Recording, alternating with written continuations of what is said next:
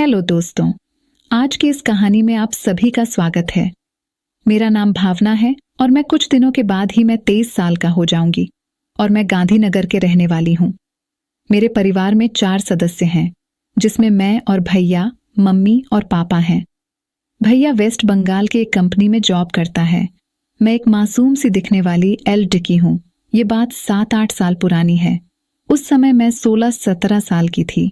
मैं अपनी कॉलेज की सहेलियों के साथ रहकर वो सबके बारे में बहुत सारी बातें जानने लग गई थी, लेकिन मुझे ऐसा कोई मिला नहीं जिसके साथ मैं ये सब कर सकूं।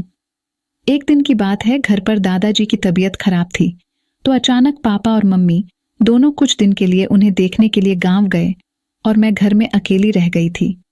मेरे दादाजी दादी दोनों गांव में रहते थे, इसीलिए कभी कभार पापा गांव जाते थे। लेकिन अचानक से दादाजी की तबीयत कुछ ज्यादा ही खराब हो गई, जिस वजह से आज मुझे घर में अकेले रहना पड़ा।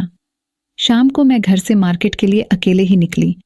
पापा ने मार्केट से सब्जियां लाने को कहते हुए वो दोनों चले गए, इसलिए आज मुझे मार्केटिंग करने जाना होगा। बस वही लेने के लिए मैं निकली थी।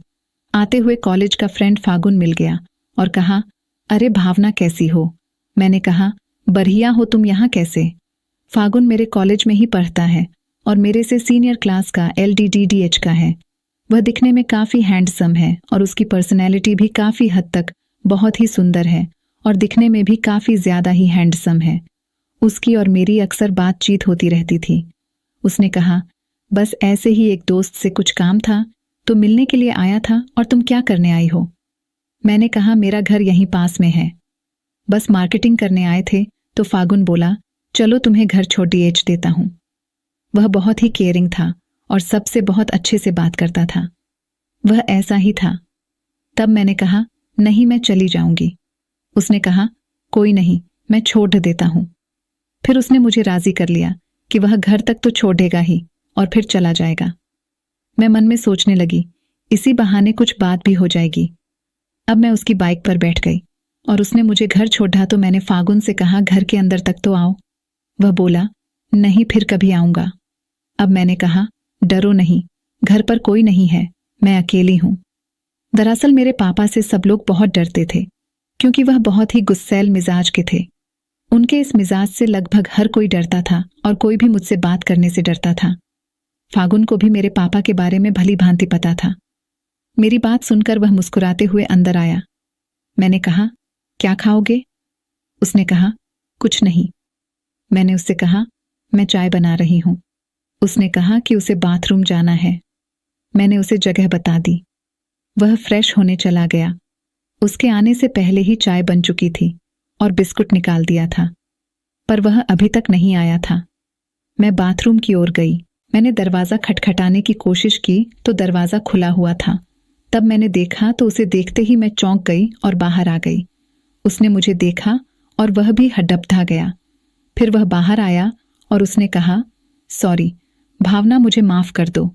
उसने मेरा हाथ पकड़ा और कहा, यह बात तुम किसी को मत बताना। मैं तुम्हारे बाथरूम में तुम्हारे कपड़ों के साथ क्या कर रहा था? मैंने कहा, तुम्हें शर्म आनी चाहिए। वह बोला, भावना, मैं तुम्हें पसंद करता हूं, कृपया मुझे माफ़ कर दो। मैंने कहा, ठीक है, कोई नहीं, तुम चाय पियो। चाय पीकर फागुन मुझसे बोला, भावना, एक सवाल है। मैंने कहा, हाँ बोलो। वह बोला, भावना, मैं तुम्हें पसंद करता हूं। उसकी बात सुनकर मैंने कहा, क्या? फागुन ने मुझे इतना बोलकर पकड़ लिया? मैंने उसे धक्का देकर कहा, यह सब क्या है? अचानक से उसके इस बदले व्यवहार से मैं सहम सी गई।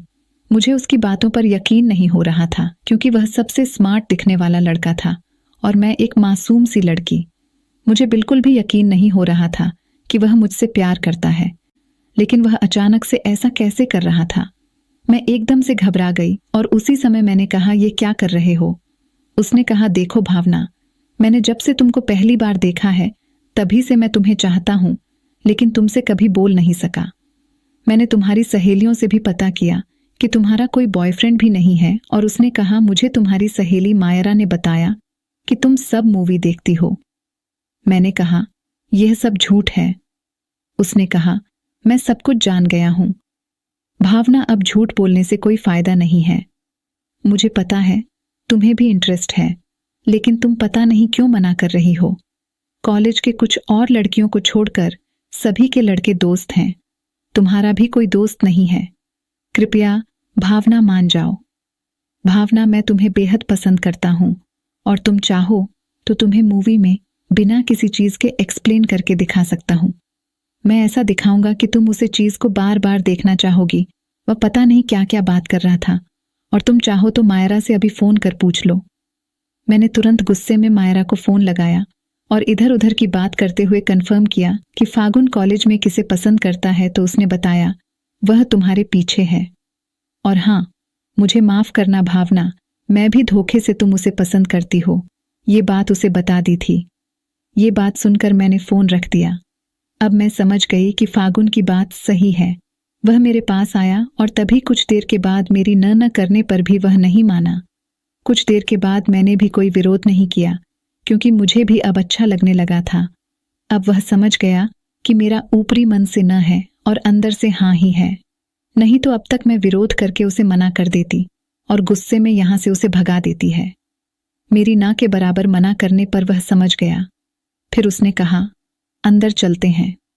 मैंने इशारे में हाँ कहा। इसके बाद फागुन और मैंने काम को शुरू कर दिया। मुझे काम का आनंद लेने में काफी मजा आ रहा था और यह काम का अनुभव पहली बार मालूम हुआ था, इसलिए मुझे बहुत अच्छा लग रहा था और बहुत जल्दी जल्दी काम किए खत्म होने का नाम ही नहीं ले रहा था। किसी तरह से यह आखिरी में खत्म हुआ और हम दोनों ने राहत की सांस ली। फिर मैं फागुन के लिए मैंगो जूस बनाया और उसमें कुछ काजू डालकर उसे दिया। उसने उसे पिया और कहा, अब जाकर मुझे अच्छा लग रहा है। आज तो मेरी पूरी ताकत खत्म हो गई थी। सच कहूं भावना, तो मुझे बहुत अच्छा लगा। ये पल मैं हमेशा याद रखूंगा। फिर मैंने दोपहर के 2 बजे का खाना खाया और तभी उसने कॉल किया और हमारी बात शुरू हुई।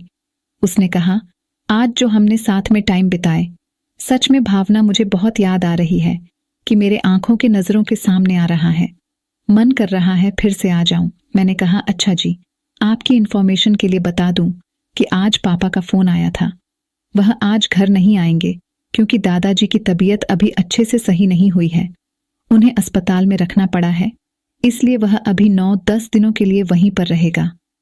इतना सुनते ही फागुन खुशी से उछल पड़ा और कहने लगा, सच में भावना, मैं तो यही सुनना चाहता था। और उसने कहा, कब रात हो और हम दोनों को यह कठिन समय काटना पड़े। हम दोनों ने जब तक रात नहीं हुए तब तक फोन में बात करते रहे, क्योंकि हम दोनों को इंतजार करना बहुत भारी लग रहा था। जैसे ही रात हो गए वह मेरे घर आया और आज मैंने उसके पसंद का खाना बनाया हुआ था।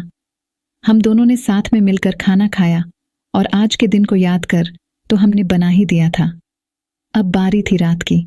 वह आज मेरे घर में रुक गया और अपने घर में फ्रेंड के घर पढ़ाई का बहाना लगाकर बता दिया, और आज हमने न ही समय का ध्यान दिया और न ही किसी चीज का। आज तो बस हम दोनों को साथ टाइम बिताना है और बस बात होती रही। प्यार है ही ऐसा चीज कि कुछ नजर नहीं आता, कुछ भी नहीं। यही हमारे साथ हो रहा था।